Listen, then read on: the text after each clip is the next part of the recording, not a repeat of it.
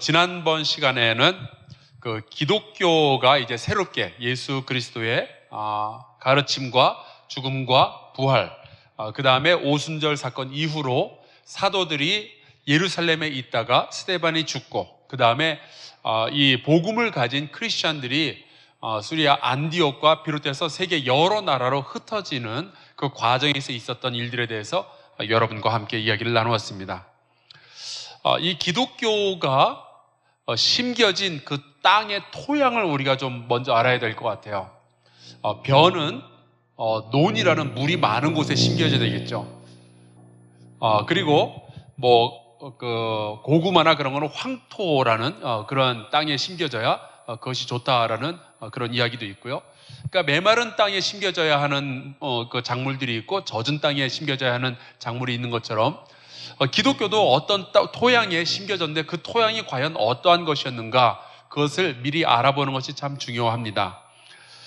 기독교는요, 로마 제국이라는 곳에 심겨졌어요.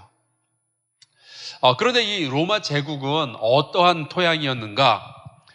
그 안에는 다양한 민족과 언어와 문화와 종교가 통합되어져 있는, 막 혼재되어 있는 그러한 토양이었습니다. 당시에 이 로마와 그리스 문화가 섞여 있는 이곳에는 각종 잡신들이 얼마나 많이 있었는지 몰라요. 이것을 다신론이라고 그러죠. 우리 기독교는 유일신론입니다. 거기에 비해서 거기에는 수많은 신들이 존재하고 있었어요. 그들의 문화, 이 다신론의 문화가 얼마나 강력했었는지 그 영향력을 살펴보면 알 수 있게 되는데, 당시에 대부분의 건축물과 문화학과 철학 모든 분야에 광범위하게 이 그리스와 로마 시대의 이 다신들이 적용이 되어 있었습니다. 사냥을 하는 사람들에게는 어떠한 신이 필요할까요? 사냥의 신. 자, 그러면은 배를 타는 선원들에게는 어떠한 신이 필요할까요? 예, 바다의 신, 항해의 신이 필요하죠. 쇠를 다루는 사람은 무슨 신이 필요할까요? 대장장이 신. 그 당시의 문화가 이런 거예요. 혼선이 너무 많았어요. 그래서 기독교의 복음과 그 당시의 다신론의 문화가 이렇게 혼선을 자꾸만 빚으니까 기독교가 힘든 일들이 있었던 거예요. 결혼하려는 사람은 어떤 신이 필요할까요? 여러분 잘 아는 큐피트, 에로스라는 신. 그 다음에 여성은 무슨 신이 필요해요? 미의 신, 아름다움의 신, 사랑의 신, 이런 것들이 필요한 거예요. 그러니까 그 당시 그리스 로마 신화에 젖어 있던 사람들은요, 모두 다 상황에 따라서 신들을 다 바꿔가면서 그들을 섬기고 그들한테 부탁하고 기도하고 그랬던 거예요. 그러니까 그런 문화에 젖어 있던, 다신론의 문화에 젖어 있던 사람들은 예수님을 만나게 될 때 도대체 예수란 누구냐라는 해석을 할 때 굉장히 많은 오해를 날 수밖에 없었던 거예요. 이 당시에 이 다신론의 문화가 얼마나 영향력이 컸는고 하니 2000년이 지난 오늘날에도 이 다신론의 문화는 우리의 삶 곳곳에 들어와 있어요. 지금도 그리스 로마 시대의 이 신들의 이름을 우리의 실생활에 얼마나 많이 사용하고 있는지 모릅니다. 태양계의 행성들이 9개가 있죠? 뭐 있습니까? 수, 금, 지, 화, 목, 토, 천, 해, 명. 공부 잘하셨군요. 자, 이 수금지와 목토, 천해, 명은 우리가 이제 한자를 빌어서 쓰는 거지만, 제일 처음에 수성은 사실은 이제 영어로는 보통 이제 영어로는 머큐리라고 불러요. 머큐리는 이제 수은을 뜻하는 건데, 이 머큐리는 사실은 로마식 신의 이름인데, 그 제우스의 그 심부름꾼 했던 메신저 있죠? 헤르메스라고. 나중에 한 번 더 보여드리겠는데, 이 헤르메스라는 신의 로마식 이름이 머큐리예요. 그래서 이 수성은 태양을 굉장히 빨리 공전을 합니다. 그러니까 잽싸게 움직이니까 이거는 메신저다, 그렇게 이야기를 하고, 그 다음에 금성, 비너스가 누구예요? 예, 미의 여신. 왜? 우리는 이제 금색으로 빛난다 그래서 금성 그러지만 그 고대인의 눈에도 굉장히 아름답게 보였던 거예요. 새벽에 탁 떠오르면은 얼마나 아름다워요. 그러니까 저거는 미의 여신. 근데 그 다음에 지구가 있고 그 다음에 화성을 마르스라고 불렀는데 마르스가 그 무슨 신인지 아시겠어요? 전쟁의 신이에요. 그래서 이제 그 그리스식으로는 에이레스라고 부르는데 이 마르스는 화성은 딱 보면 우리도 이제 불화자를 쓰는데 왜 불화자를 썼을까요? 뻘겋게 보였거든요. 근데 이제 고대 그리스인 로마인들은 이걸 피의 색깔이라고 생각을 한 거예요. 그래서 핏빛이 있는 전쟁의 신 마르스라는 이름을 붙이게 되죠. 그 다음에는 목성이 나오죠. 목성은 주피터라고 하는데 주피터는 우리가 잘 아는 제우스의 로마식 이름이에요. 그러니까 제일 등치가 크니까 이거는 그 신들의 왕 주피터. 그 다음에는 그 다음에 나오는 게 토성은 세턴이라고 부르는데 그 세턴은 그 그리스 신화에는 이제 크로노스예요. 크로노스는 혹시 여러분 시계를 유식한 말로 뭐라고 부르는지 아세요? 시계? 손목 시계? 크로노그래프라고 불러요. 여러분 별이 영어로 뭐예요? 스타를 더 유식한 영어로 쓰려면 뭐라고 하는지 아세요? 에스터리스크. 이런 말들이 있어요. 하여간 이 크로노스는 제우스의 아버지예요. 근데 이제 제우스가 자기 아버지 크로노스를 죽이고 자기가 이제 신들의 왕이 되죠. 이제 그래서 이 목성이 그 다음에 세턴 토성보다 앞쪽에 있으니까 이게 아버지를 밀어냈다 싶어가지고 이름을 그렇게 붙였고 그 다음에는 그 우라노스라는 그 별이 있어요. 그 별의 이름이 뭘까요? 우리로 치면은 천왕성. 근데 여러분 이상하게 생각하지 않으셔서 다른 거는 왜 수금지화 토성까지는 맞는데 그 다음부터는 왕이 붙어요. 천왕성, 해왕성, 명왕성. 이 왜 천왕, 해왕, 명왕일까? 궁금하지 않으셨어요? 천왕, 하늘의 신이란 뜻이에요. 그 하늘의 신이 우라노스는 우라노스의 아들이 크로노스의 아들이 제우스인데 그래서 이 하늘을 다스리던 신을 이겨내고 크로노스, 시간의 신이 자리를 잡고 그 다음에 시간의 신을 밀어내고 제우스가 자리를 잡았으니까 순서대로 제우스, 크로노스, 우라노스, 목성, 토성, 천왕성 그렇게 되는 거예요. 그 다음에 해왕성을 넵튠이라고 부르는데 이 넵튠은 이게 그리스식으로 가면은 그리스 말로는 바다의 신 보세이돈이 이 넵튠이에요. 그래서 해왕성인 거예요. 바다의 왕. 마지막으로 명왕성의 명자는 그런 명자예요. 명복을 빕니다 할 때 그 명자. 그러면은 이게 무슨 뜻일까요? 죽음이라는 뜻이죠. 플루토라고 부르는데 플루토는 이게 그리스식 이름으로 바꾸면은 헤이디스라고 해서 헤이디스는 그 저승을 관장하는 신이에요. 그러니까 우리의 그 태양계에 있는 행성의 이름마저 그리스 로마 신화에서 다 따가지고 온 거예요. 근데 이제 그런 것들은 좀 일부러 공부한 사람들이나 아는 거고 우리 실생활에 굉장히 깊이 들어온 것들을 한번 좀 살펴볼게요. 가장 유명한 게 이걸 거예요. 나이키가 그 옆에 저게 나이키 여신이에요. 나이키 여신은 무슨 신일까요? 승리의 신, 당연하죠. 그래서 이 나이키는 이제 그리스식 이름이고 이게 로마식 이름으로 싹 바뀌면은 라틴어 이름으로 바뀌면은 나이키가 뭐가 될까요? 빅토리아. 이거 다 아는 건데, 그죠? 다 아는 얘기죠. 다 들어봤는데 이게 왜 쓰는지 어디서 나온 건지 몰랐을 뿐이지 이렇게 우리에게 깊이 들어와 있어요. 자, 명품 가방 중에 이거 하나 가지고 있으면은 참 좋은데 딱 보는 순간에 무슨 제품인지 아시겠어요? 에르메스. 딱 아시죠? 이 에르메스는 아까 말씀드렸다시피 제우스의 그 메신저예요. 그 심부름꾼 하는. 그래서 이 에르메스 혹은 그 로마식 라틴어 이름으로는 머큐리 그렇게 불렀고요. 지난주 사도행전 14장 말씀 묵상할 때 12절에 14장 12절에 이런 말씀이 나와요. 바나바는 제우스라 하고 바울은 그 중에 말하는 자이므로 헤르메스라 하더라. 이게 딱 욕인 거예요. 그래서 헤르메스는 여행과 상업과 심지어 도둑의 신이에요. 그러니까 도둑은 잽싸게 훔쳐가지고 빨리 튀어야 되니까 그런 거죠. 그래서 날개 달린 신발과 모자를 쓰고 다니죠. 그러니까 빠르게 날아다니니까 도둑의 신이고, 그 에르메스 가방이 왜 우리의 통장에 돈을 도둑질하는지 알만한 대목이에요. 근데 혹시 이 그 헤르메스의 신발을 로고로 쓰는 브랜드를 알고 계십니까? 아마 여러분 가운데도 지금 이거 쓰는 분 있을 거예요. 잘 모르시겠어요? 그 말은 너무나 친숙한 나머지 생각해 본 적도 없다는 얘기예요. 자, 보여드릴게요. 굿이어라는 타이어.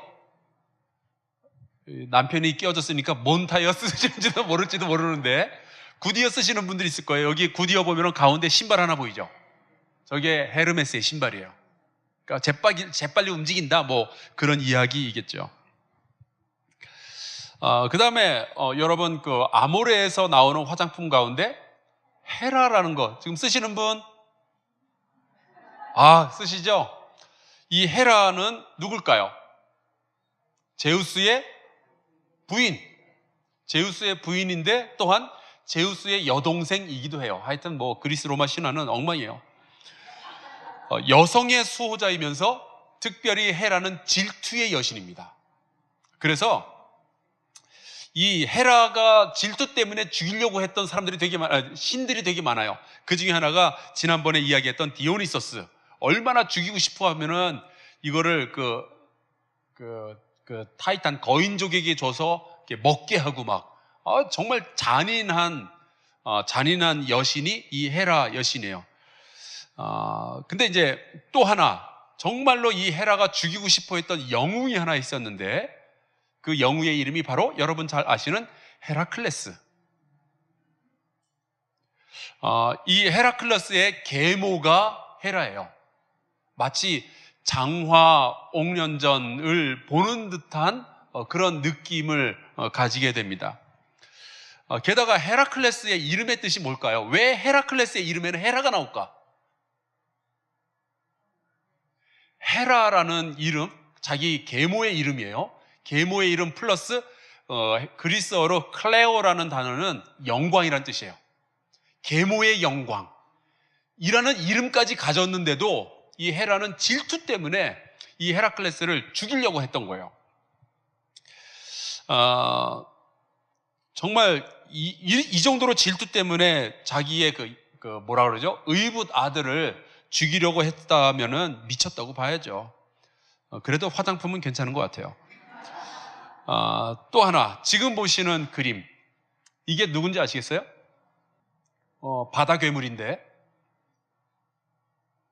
사람을 홀려가지고 바다에 빠뜨려서 죽이는 사이렌.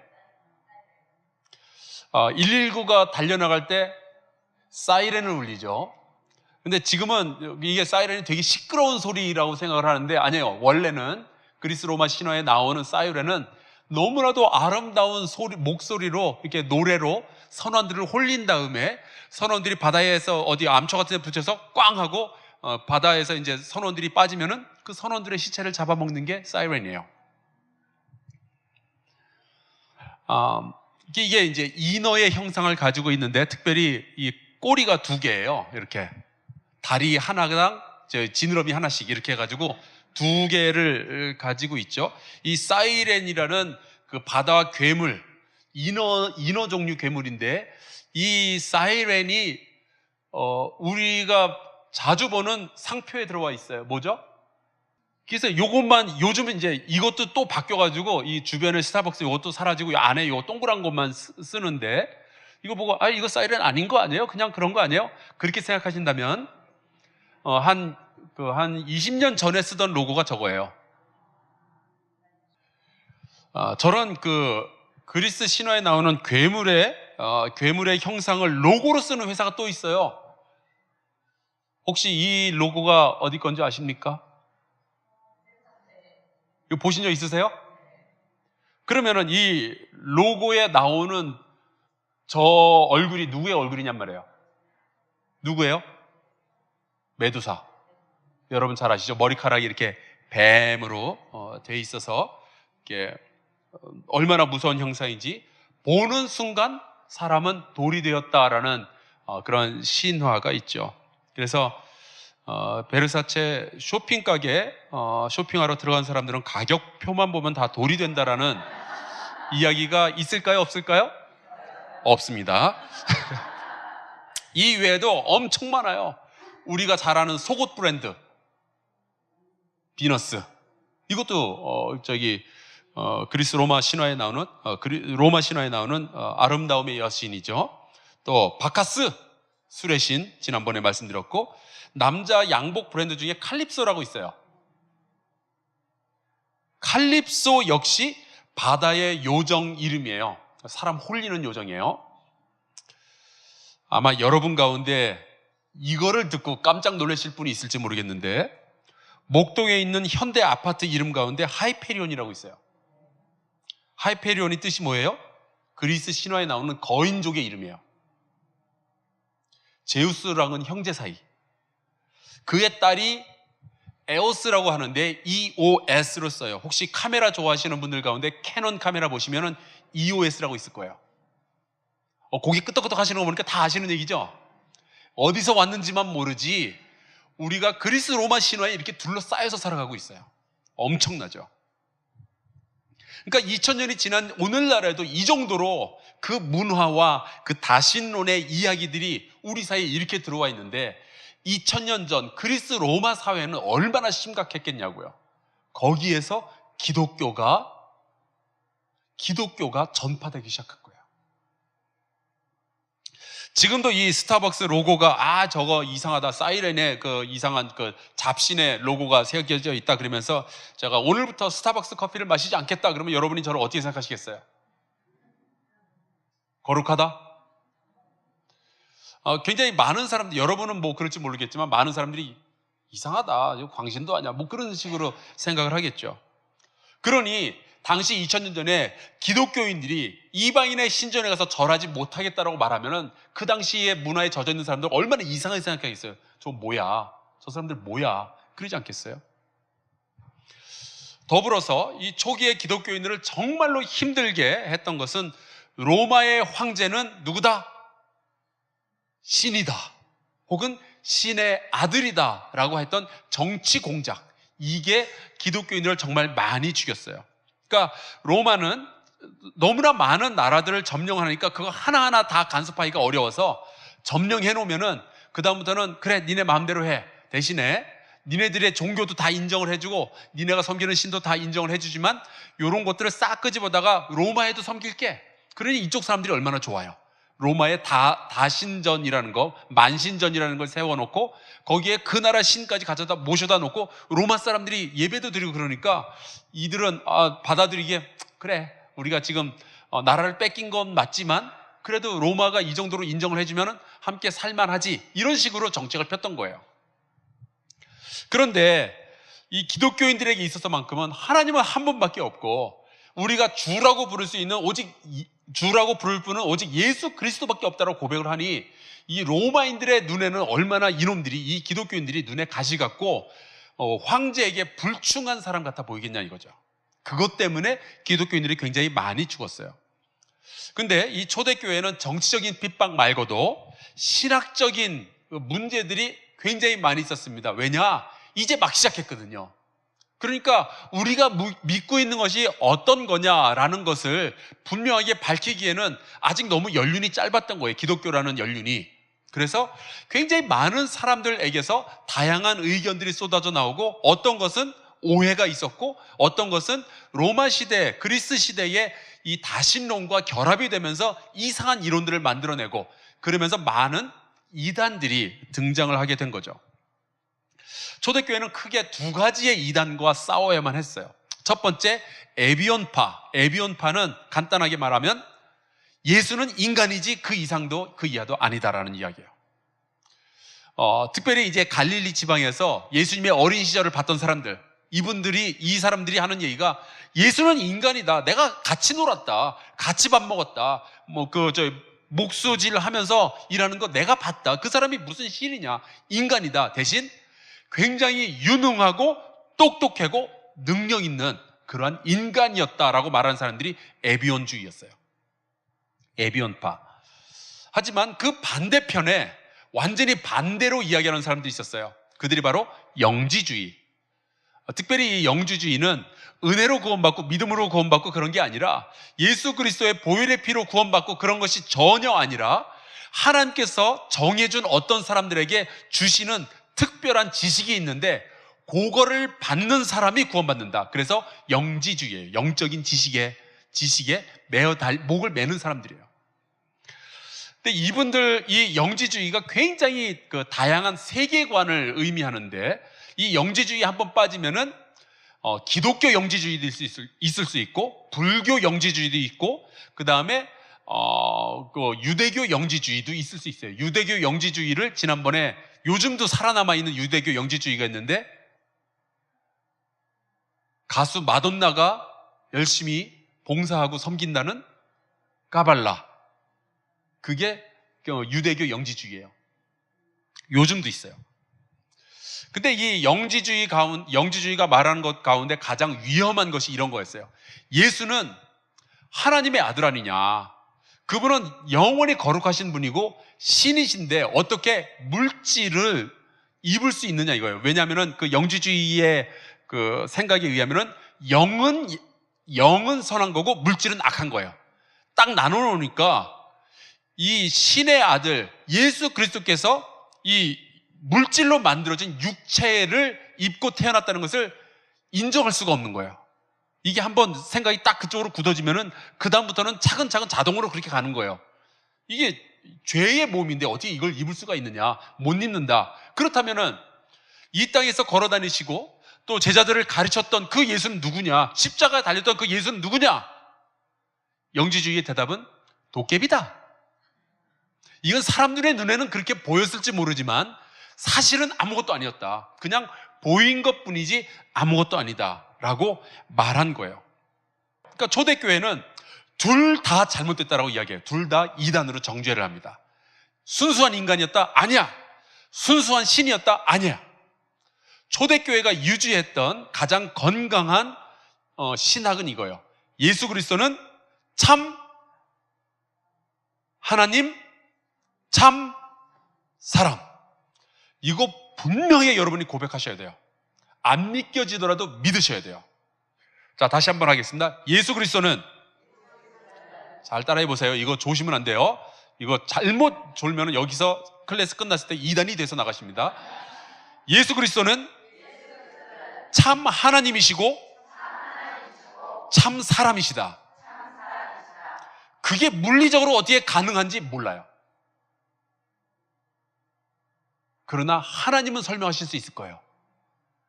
우리는 못 알아들어요.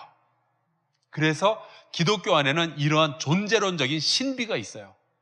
어떻게 참 하나님이 참 인간이냐? 우리는 모르겠어요. 그러나 성경을 보면은 그 결론밖에 안 나와요. 자, 그 영지주의도 에비온주의도 하나는 인간이라고만 그러지 하나는 신이라고만 그러지.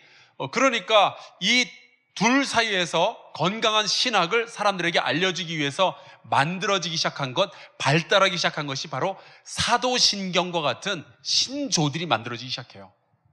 그러니까 우리가 알고 있는 이 사도신경은 이 1세기 때부터 점차로 만들어지면서 이게 후대로 갈수록 발전이 된 거예요. 자, 한번 볼까요? 예수가 누구시냐 이것을 분명하게 하기 위해서 사도신경의 제일 첫 번째 나오는 믿음의 신조가 있어요. 뭐죠? 전능하사 천지를 만드신 하나님 아버지를 믿사오며. 우리는 그냥 중얼중얼 외우는데 이 안에 얼마나 깊은 신학적인 뜻이 있는지 모르겠어요. 자, 하나님은 전능하시다. 그 다음에 천지를 창조하신 창조주이시다. 그 다음에 하나님이시다. 그 다음에 이분과 우리와의 관계가 나와요. 뭐예요? 아버지예요. 우리는 그냥 휙 하고 지나가지만 저 고백이 나오기까지 얼마나 많은 토론과 싸움과 기도가 있었는지 몰라요. 많은 사람들이 저거를 지켜내기 위해서 죽기까지 했어요. 근데 우리는 그런 거 다 그냥 신경 안 쓰고 그냥 후룩 외워버리죠. 그러면 좀 곤란할 것 같아요. 자, 그러면은 사도신경의 제 2번 믿음이 어떤 거냐? 예수 그리스도가 누구신가 하는 거예요. 처음에는 하나님에 대해서 이야기했죠. 두 번째, 자, 이 두 번째 한번 읽어보겠습니다. 시작. 네, 이 사도신경에는 나와 있는 이 단어 하나, 표현 하나하나가 수십 년의 토론을 거쳐서 만들어진 거기 때문에 여러분께서 그 무게를 좀 느끼셨으면 좋겠어요. 자, 봐요. 그의 외아들 우리 주 예수 그리스도를 믿사오니. 예수는 누구시라고요? 그리스도예요. 그렇죠? 예수는 그리스도시다. 이거를 못 믿는 사람들도 많았거든요. 예수는 그냥 인간이지 무슨 그리스도냐? 아니다. 그분이 메시아다. 그분이 그리스도다. 구약 성경에 예언된 분이다라는 뜻이에요. 그런데 그 예수님은 단순한 인간이 아니라는 게 어디에서 나와요? 그의 외아들, 그가 누구예요? 하나님이에요. 그러니까 하나님의 외아들이다. 여기에서부터 벌써 그분은 단순한 인간이 아니셔라는 고백이 나와 있는 거예요. 이 예수님과 우리와의 관계는 뭐예요? 아까 하나님과의 우리와의 관계는 뭐라고 했어요? 하나님 아버지를 믿사오며 그랬잖아요. 그럼 예수님과 우리와의 관계는 뭐예요? 여기 나오잖아요. 우리 주. 그럼 우린 누구예요? 그분의 종이죠. 벌써 요 두 글자인데, 그러니까 하나, 우리 주, 세 글자, 두 단어인데 이 안에 이런 고백이 담겨 있는 거예요. 그분과 우리와의 관계가 들어가 있어요. 그러니까 이 짧은 표현 안에서 이 에비온주의를 반박하고 있는 거죠. 그냥 인간이었다? 아니다. 하나님의 아들이다. 라는, 그분은 구약 성경에서 예언해 놓았던 그리스도이시다라는 이야기가 나와요. 그런데 이어서 좀 볼게요. 그 다음이 이는 성령으로 잉태하사 동정녀 마리아에게 나시고. 자, 여러분, 성령으로 잉태되었다라는 뜻이 뭐예요? 그분은 그냥 단순한 인간이 아니었다는 얘기죠. 신적인 어떤 존재를 그 안에 포함하고 있다라는 뜻이에요. 그러니까 에비온주의를 반박하고 있죠. 그런데 그냥 성령으로 잉태하셨다라고만 돼 있는 게 아니라 어디서 났다고요? 동정녀 마리아에게 나셨다. 동정녀 마리아에게 나셨다라는 게 무슨 뜻이냐? 엄마가 있다는 얘기예요. 엄마가 있다는 게 무슨 뜻이에요? 육신을 가진 사람이란 얘기예요.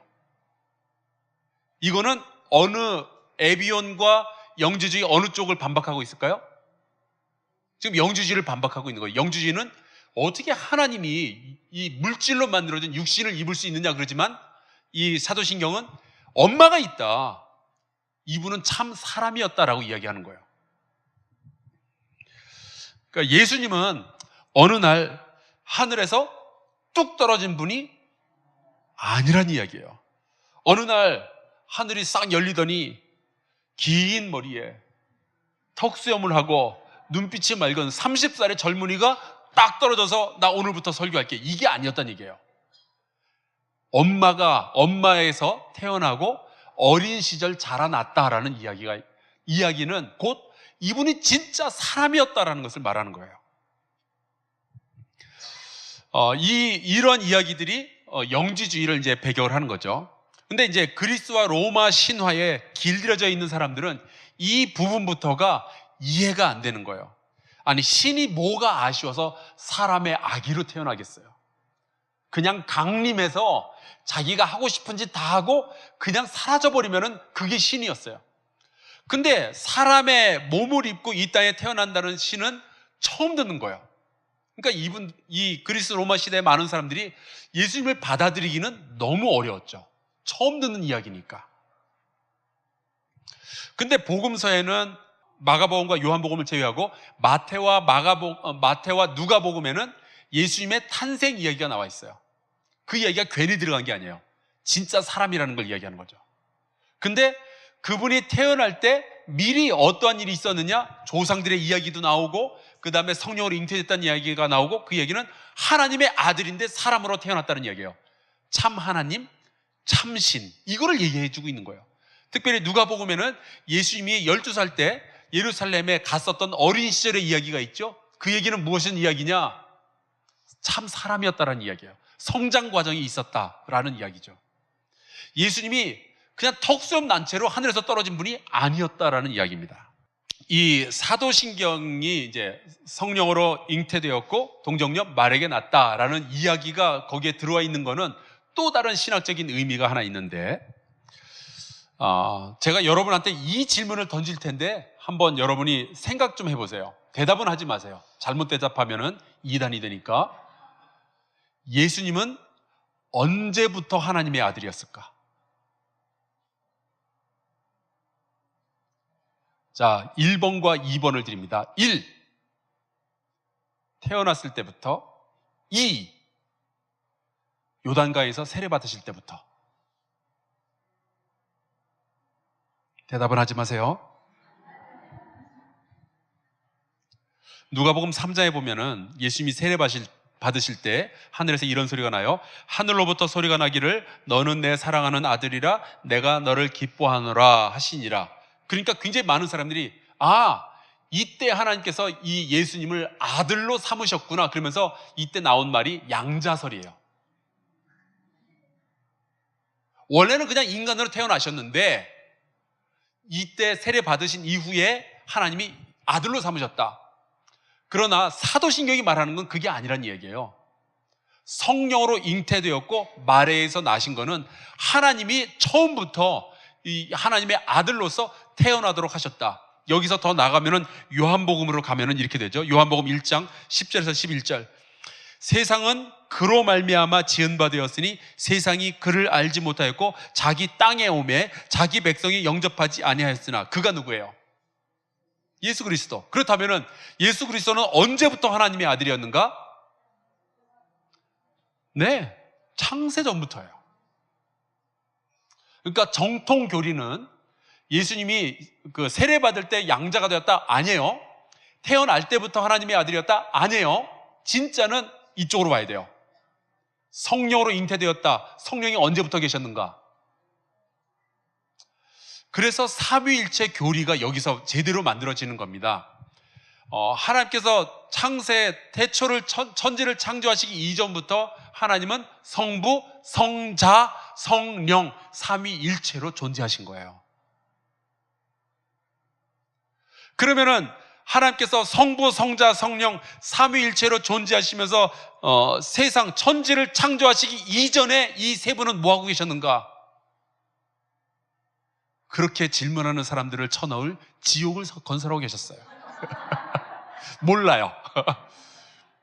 중요한 것은 시간이라는 개념 역시 창조에 포함되어져 있기 때문에 천지를 창조하시기 전, 이 전이라는 개념이 성립이 안 돼요. 요즘 들어서 그 물리학이 계속 발달을 하면서 인터스텔라 영화 보셨어요? 거기서도 벌써 말하는 게 빛과 시간이 서로 상관관계에 있다는 것을 영화에서도 이야기하고 현대 물리학은 다 그걸 얘기하고 있어요.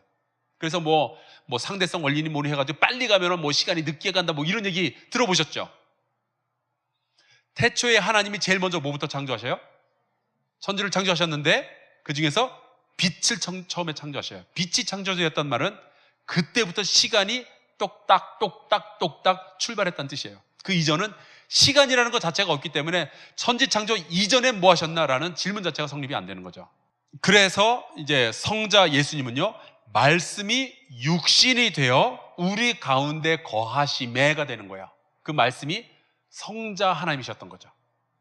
자, 또 영지주의가 주장하는 것들 중에 하나가 예수님은 신적이고 영적인 존재일 뿐 더러운 인간의 육체를 가지지 않았다라는 건데, 이것을 영어로는 도세티즘이라고 하는데, 이 도세티즘이라는 말은 그리스어에서 왔어요. 그리스어의 도케시스라는 말에서 유래가 되었는데, 발음은 한번 따라해 보시겠어요? 도케시스.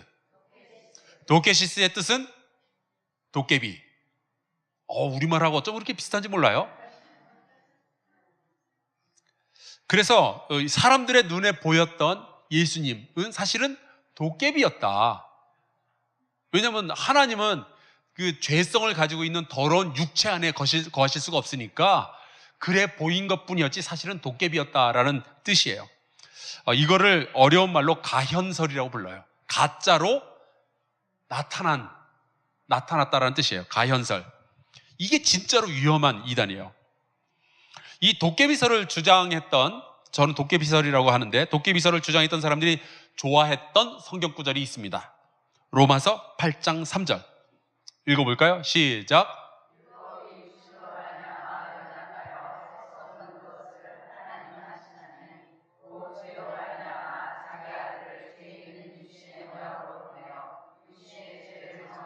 예, 여기 보면은 육신의 모양으로 보내었다라는 말이 나오죠. 이걸 가지고 이제 영지주의자들은 해석하기로는 이 육신의 모양이 바로 도깨비다 이거예요. 모양뿐이었지 실제로 사람이 아니었다라는 이야기죠. 근데 이제 사실은 이제 사도 바울은 우리 그 성도들의 거룩한 삶을 이야기하기 위해서 이런 이야기가 나왔을 뿐인데 이 영지주의자들은 좀 지나치게 해석을 한 거예요. 근데 거기에 반해서 사도신경은 뭐라고 하느냐? 한번 같이 읽어보겠습니다. 시작.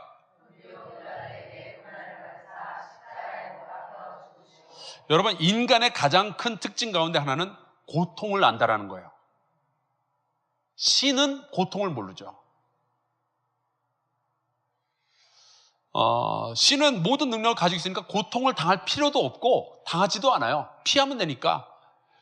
하지만 사람은 다르죠. 고통은 인간 생물이 가지고 있는 특징이고 물질 세계가 가지고 있는 특징이에요.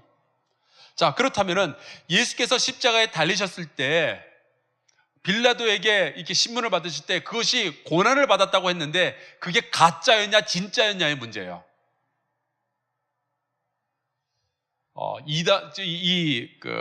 영지주의는 그게 가짜였다라고 말하는 거고 우리 정통교리는 그게 진짜였다라는 얘기예요. 진짜 고통이었다. 진짜 아프셨다라는 뜻이에요.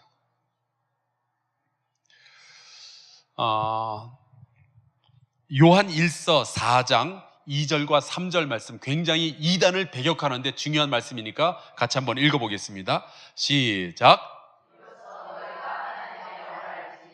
곧 예수 그리스도께서 육체로 오신 것을 시인하는 영마다 하나님께 속한 것이요 예수를 시인하지 아니하는 영마다 하나님께 속한 것이 아니니 이것이 곧 적 그리스도의 영이니라. 오리라 한 말을 너희가 들었거니와 지금 벌써 세상에 있느니라. 아멘. 이게 누굴 두고 하는 말이겠어요? 영지주의예요. 영지주의가 육체로 안 왔다 그러니까 무슨 소리냐, 육체로 안 왔다라고 말하는 사람들은 적 그리스도의 영에 속해 있다 그런 얘기예요. 지금 벌써 세상에 있느니라라고 이야기하죠. 그러니까 1세기밖에 안 됐어요. 예수님 돌아가신 지 몇십 년 안 됐는데 벌써 이단들이 쫙 퍼져 있는 거예요. 이 이단들이 많았었다라는 것은 이 신약 성경에서 여러 군데에서 볼 수가 있는데 고린도후서 11장 13절 한번 볼게요. 그런 사람들은 거짓 사도요 속이는 일꾼이니 자기를 그리스도의 사도로 가장하는 자들이니라. 자, 여기 나오는 거짓 사도가 누굴까요? 이단들이에요. 이단들. 갈라디아서 2장 4절에도 나와요. 이는 가만히 들어온 거짓 형제들 때문이라. 거짓된 이론을 가지고 성도들을 뒤흔드는 사람들이 있죠. 그것도 가만 들어오는 사람들, 신천지 몰래 들어오는 사람들 있죠. 차라리 여호와의 증인 같은 경우에는 처음부터 내가 여호와의 증인이라고 그러고 들어오고 몰몬교도는 처음부터 까만 넥타이 메고 들어오잖아요. 근데 이 신천지 같은 사람들은 몰래 들어와서 사람들을 흩어놓습니다. 뭐 만민중앙교회, 성락교회 다 같은 종류예요. 그런가 하면은 이 말세론에 집착해서 나타나는 이단들도 또 있어요. 그러니까 예수가 누구시냐 말고 그냥 말세론. 데살로니가 후서 2장 2절에서 3절 말씀 볼게요. 영으로나 또는 말로나 또는 우리에게서 받았다는 편지로나 주의 날이 이르렀다고 해서 쉽게 마음이 흔들리거나 두려워하거나 하지 말아야 한다는 것이라. 누가 어떻게 하여도 너희가 미혹되지 말라. 그러니까 바울의 시대에도 벌써 다미 선교회가 있었어요. 예수 곧 오신다 그러면서 다 팔아가지고 한 군데 모여있고 그런 사람들이 있었어요. 몰몬 같은 사람들, 황금 성경 따로 받았다는 사람들 있죠. 그때도 벌써 있었던 거예요. 다른 편지 받았다고, 다른 복음을 들었다고. 통일교, 원리강론, 이런 것들을 벌써 그때부터 가지고 있었던 거예요. 다 미혹하는 사람들이에요. 그러니까 이러한 이단들이나 혹은 이단들의 이 주장에 대해서 심사하고 건강한 교회, 건강한 교리가 어떠한 것인지를 누군가는 판단을 해줘야만 했어요. 그 일을 누가 했느냐? 사도들 혹은 감독들. 그리고 사도들 가운데서도 누구? 예루살렘 교회에 있는 사도들, 예루살렘 교회에 3명의 거장들이 있었으니 하나가 베드로, 또 하나가 야고보, 또 하나가 요한. 때로는 많은 사람들이 교회의 두 기둥이라고 부르는데 그 두 기둥이라 함은 베드로와 요한을 말하기도 하고 베드로와 야고보를 이야기하기도 해요. 사도행전 15장에 보면 과연 이방인들이 예수를 믿을 때 이들도 유대인들처럼 율법을 지키고 할례를 받아야 됩니까? 라는 질문이 왔을 때 그것을 심사해서 그럴 필요 없다라고 이야기해 준 교회가 예루살렘 교회였어요. 그러니까 예루살렘 교회는 당시에 모든 신앙과 신학의 기준을 정해주던 그러한 기관이 되었던 거죠. 특히 그 야고보와 베드로 이 두 신학적 거장들이 이 신앙, 복음을 수호하는 역할들을 하게 됩니다. 특히 베드로 사도는 베드로후서 2장 1절에 이런 말씀을 남겨놓았어요. 함께 읽겠습니다. 시작.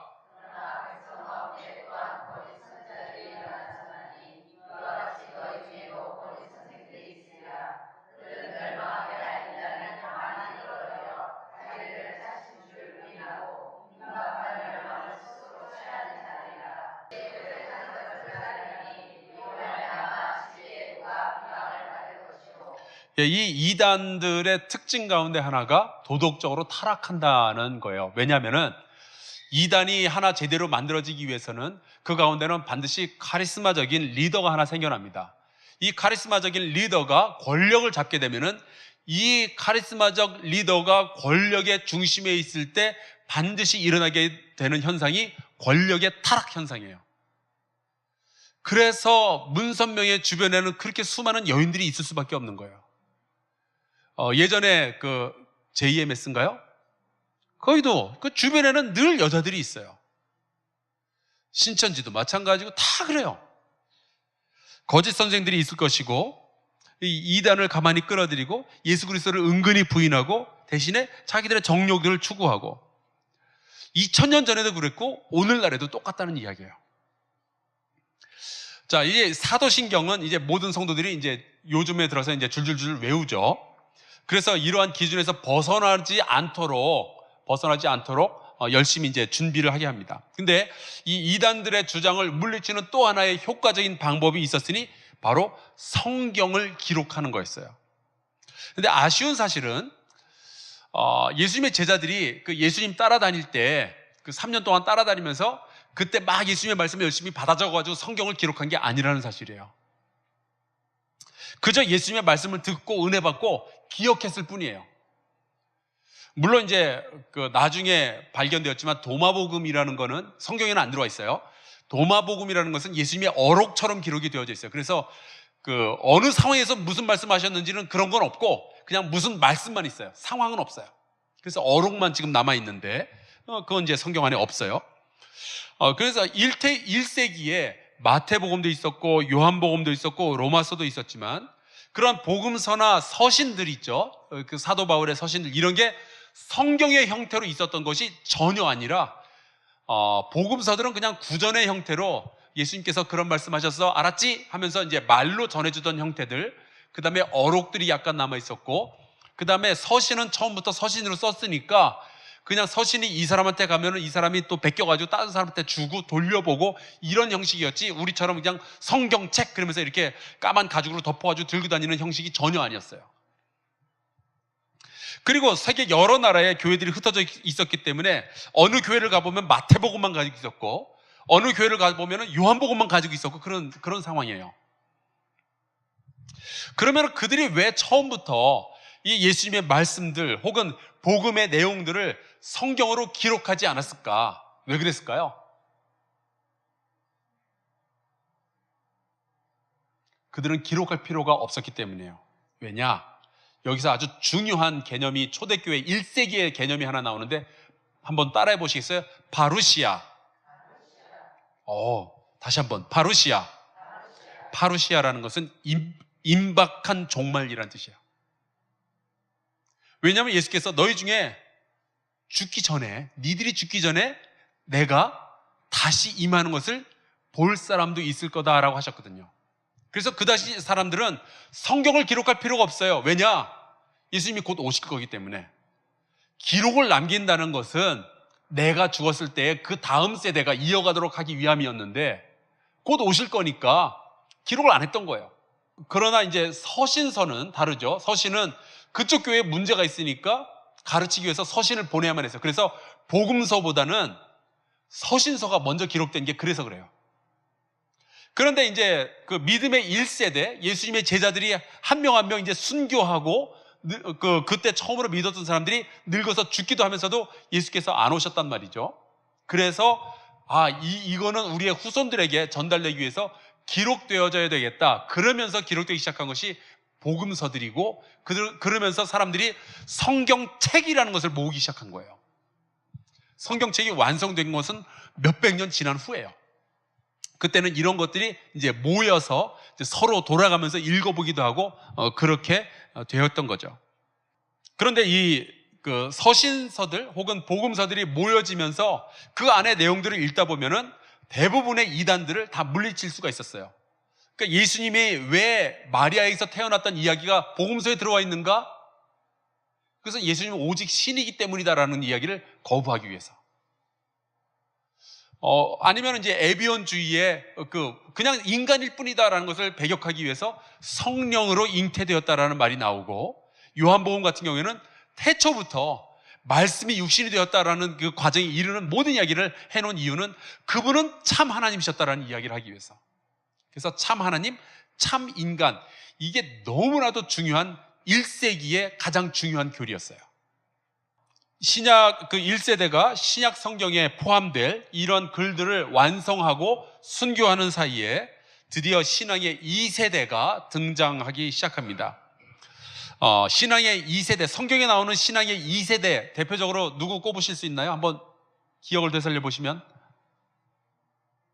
바울이 되게 열심히 가르쳤던 사람이 하나 있는데, 디모데. 자, 보세요. 신앙의 2세대가 이제 등장하기 시작하죠. 그 말은 1세대가 이제 나이가 많고 이제 죽어가기 시작했다는 얘기예요. 많은 사람들이 순교했고요. 이 디모데 이외에도 여러 사람들이 있었는데, 이들이 교회의 지도자가 되었을 때 그들을 부르는 이름이 생겨났어요. 처음에는 1세대 그 예수님의 제자들, 사도 바울 같은 사람들을 뭐라고 불렀어요? 사도라고 불렀죠. 2세대로 넘어갔을 때 그들을 부르는 이름을 사도적 교부, 교회의 아버지라고 불렀어요. 그림을 하나 보여주시겠어요? 요 제일 위가 이제 예수님이에요. 그 다음에 두 번째가 베드로. 베드로는 예수님이 돌아가신 이후에도, 승천하신 이후에도 한참 동안 역할을 했죠. 그 다음에 이 사람이 사도 바울. 아마 그 1세기에 60년에서 66년 사이에 둘 다 순교했을 거예요. 어떻게 해서 순교했는지 그 이야기는 그 클레멘트, 로마에 있던 클레멘트라는 사도적 교부가 남겨놓은 그 글에서 발견이 되었어요. 그 다음에 이 요한이네요. 요한이고요. 요한은 거의 100년까지 살았고, 그 뒤를 이어서 나오는 사람들이 이제 클레멘트 오브 롬, 그러니까 로마의 클레멘트라는 사람, 그 다음에 이그나티우스의 안티옥에서 살던 이그나티우스. 안티옥 교회가 어느 교회인지 아시죠? 사도 바울과 바나바를 선교사로 파송했던 교회. 근데 바울과 바나바가 떠난 다음에 그 뒤를 이었던 사람이 이그나티우스라는 사람이에요. 그 다음에 여기는 그 요한계시록에 보면 서머나라는 교회가 나오죠. 서머나에서 그 교회를 설립했던 사람이 그 유명한 폴리캅이라는, 이름 들어보셨죠? 폴리캅, 어디선가 들어봤죠? 그죠? 폴리캅이라는 사람 등등이 이렇게 등장을 하게 됩니다. 자, 이들의 계보도를 제가 한번 그려봤어요. 한번 보세요. 이제 예수 그리스도께서 제자들을 길러내시죠. 베드로와 요한이라는 대표적인 제자를 길러내십니다. 바울과 예수님과의 관계는 직접적인 제자는 아니었지만 부활하신 후에 이 바울을 만나시게 되죠. 그래서 그 파란색 화살표를 못 그리고 제가 싫어하는 핑크색으로 이렇게 해놨습니다. 자, 근데 이게 그래서 이제 믿음의 1세대인 거예요. 사도들이죠. 근데 이 사도들에게서 사도적 교부들이 등장을 해요. 이 로마의 클레멘트는 바울에게서 직접적으로 배웠습니다. 로마에 살면서 이 바울에게서 배웠고, 베드로도 로마에서 죽었거든요. 그러니까 바울과 베드로가 로마에 있을 때 이 클레멘트라는 후계자를 길러냈어요. 그 다음에 이 베드로와 요한이라는 두 사람은요, 이 이그나티우스라는 제자를 길러냅니다. 그래서 이 이그나티우스는 안디옥에서 요한에 의해서 안디옥의 감독으로 지정을 받아요. 그래서 안디옥 교회의 감독으로 있었고, 이 요한이 길러낸 제자가 폴리캅이에요. 그래서 이 폴리캅은 서머나라는 지역에서 이제 교회의 감독으로 다스리게 됩니다. 그리고 이 폴리캅에게서 또 출중한 제자가 하나 나오는데, 그 사람이 이레네우스라는 사람이에요. 제가 마지막으로 그 이그나티우스만 소개해드리고 오늘 강의를 좀 마치려고 합니다. 나머지 교부들은 이제 다음 시간에 소개해드릴게요. 아시다시피 이제 수리아 안디옥은 바나바와 바울을 파송했던 아주 좋은 교회였죠. 그리고 이 교회는 다양한 인종과 계층과 사람들이 막 모여드는 곳이었습니다. 안디옥이라는 도시 자체가 국제도시였어요. 그래서 이제 다양한 종교, 다양한 철학들이 모여들죠. 따라서 이 요상한 이단 사설들이 모여드는 곳이 이 안디옥이었어요. 그렇기 때문에 이 이그나티우스가 이 안디옥 교회의 감독으로 재직하는 동안에는 이분은 이단 사설들을 막아내고 물리치는 일에 최선을 다했던 분이에요. 이분 덕택에 우리가 건강한 교리들을 계속 유지할 수가 있었던 거죠. 이그나티우스는 한 30년경에 태어났고, 그러니까 예수님께서 돌아가시기 얼마 전에 태어났다라는 것이 알려져 있는 거고요. 한 110년까지 살았다 그래요. 그러니까 토탈 한 70년, 80몇 년까지 좀 살았던 것 같아요. 80살 정도 살았고, 전설에 의하면은 마태복음 18장에 이런 이야기가 있어요. 예수께서 한 어린아이를 불러 그들 가운데 세우시고 이르시되, 진실로 너에게 이르노니 너희가 돌이켜 어린 아이들과 같이 되지 아니하면 결단코 천국에 들어가지 못하리라. 이 말씀 많이 들어보셨죠? 근데 이런 질문 해보셨어요? 그때 불려나간 어린아이가 누구였을까? 그런 질문 해보셨어요? 교회 전설에 의하면은 그때 불려나갔던 애가 이그나티우스래요. 전설에 의하면. 이분은 이 안디옥과 다른 그 교회들을 공격하는 이단들로부터 그 교회를 보호하기 위해서 참 여러 가지 편지를 남겼는데, 서머나에 있는 그 폴리캅이 섬기고 있던 그 서머나 교회에도 편지를 보내서 교회의 질서에 순종하라, 이런 이야기를 굉장히 많이 남겨요. 특별히 사도들과 집사들과 교회 장로들에게 순종해야 되고, 또 집사들을 존경해야 된다, 그런 이야기들. 그리고 특별히 교회를 다스리는 감독 모르게는 아무 짓도 하지 마라, 이런 이야기를 1세기에 벌써 남겨놨어요. 감독이 없을 때는 성만찬도 절대로 하지 마라. 이게 요즘 들어서 목사 없으면 이런 거 하면 안 돼요, 이런 얘기 하잖아요. 그게 언제부터 시작됐느냐? 1세기 시작이 된 거예요. 2000년 된 역사예요. 왜 그랬을까? 왜 이렇게 교회 사도들과 장로들과 집사들과 감독들의 역할, 그 교회 질서에 대해서 강조를 했을까? 이단이 몰래 아름아름 들어오면서 집사님 이거 한번 해봐, 몰래 그러면서 신앙을 무너뜨려 나갔기 때문에 그런 거예요. 그래서 이 교회의 권위에 순종하라, 특별히 감독의 치리에 순종해야 된다, 그래야 교회가 지켜진다라는 이야기를 하죠. 요즘도 마찬가지예요. 아무 책이나 막 읽고, 뭐 아무 데서나 성역 공부하고, 안 된다고 그렇게 말을 해도 굳이 딴 데 가서 은혜스러운 성역 공부라 그러면서 공부하는 이유를 도대체 모르겠어요. 아니요, 모르는 건 아니에요. 알겠어요. 거기서 아무도 모르게 공부를 하고 돌아와야 교회 와서 잘난 척을 하게 되니까. 내가 어디 가서 배웠다 그러지 않고 내가 깨달았어 그러면서 이런 이야기를 해야 진짜 잘나 보이니까 그러는 것 같은데, 여러분 그러다 망해요. 신천지가 그래서 무서운 거예요. 몰래 성경 공부하고 나면은 그들의 뭐 논리가 뛰어난 게 아니에요. 한번 그 낚싯바늘 같아가지고 걸리면은 그다음부터는 성경을 그들이 말하는 식으로 보게 돼요. 그때부터는 성경도 목사도 다 필요 없고 오직 신천지가 말하는 비유풀이와 신화만 눈에 들어와요.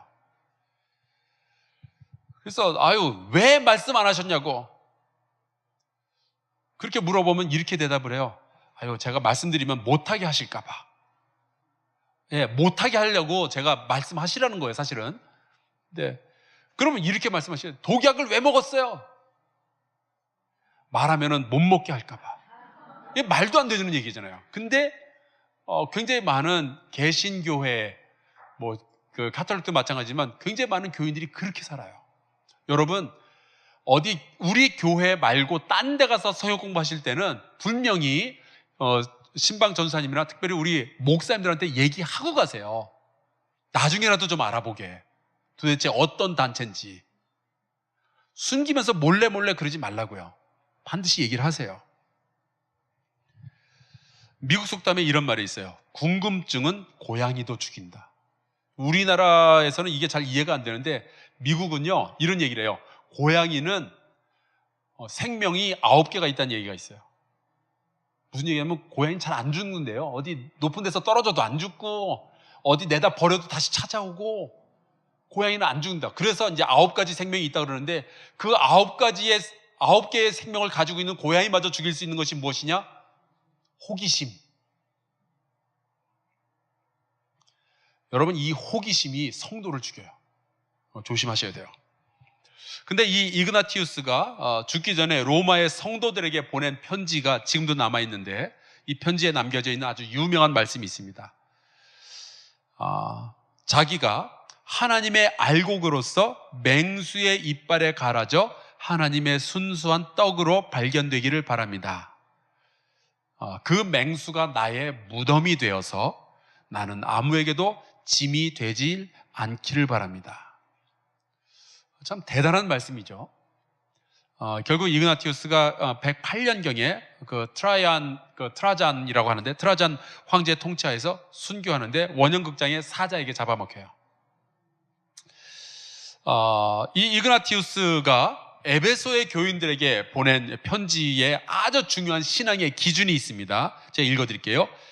영과 육을 소유하신 위대하고 유일한 치유자가 있습니다. 영과 육을 소유했다 무슨 뜻이에요? 에비온주의도 잘못됐고 영주주의도 잘못됐다는 얘기예요. 참 하나님, 참 사람. 창조되었으면서 창조되지 않았고, 창조되지 않았다는 것은 하나님이란 뜻이고 창조되었다는 말은 사람이란 뜻이에요. 육신에 계신 하나님이십니다. 죽음 안에 있는 진정한 생명이시며 연약한 마리아와 불멸의 하나님을 통하여 나셨습니다. 참 하나님, 참 사람. 이게 1세기의 가장 중요한 교리예요. 이분이 빌립보의 교회에도 편지를 보냈는데 이런 내용이 나와요.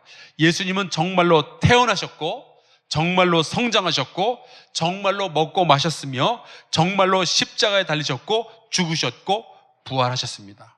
아주 치열하게 예수 도깨비설과 싸운 거예요. 덕분에 우리는 예수님은 참 인간이셨고 참 하나님이시라는 정통교리를 2000년이 지난 오늘날까지 지니게 된 거예요. 누구 때문에? 그 교리를 지키기 위해서 생명을 걸었던 이그나티우스 같은 초대교회의 교부들 덕분에. 그렇게 해서 이 초대교회는 1세기를 지나서 드디어 2세기로 넘어가는데 2세기로 넘어가면 그때부터는 로마의 압박이 굉장히 심해지는 시기가 다가옵니다. 그러면서 교회 외적으로는 그 로마 정부의 압박이 들어오고 교회 내부적으로는 또 다른 이단들이 등장하게 되죠. 이 이야기는 여러분이 지나면서 다시 여러분에게 강의로 말씀드리도록 하겠습니다. 같이 기도하겠습니다.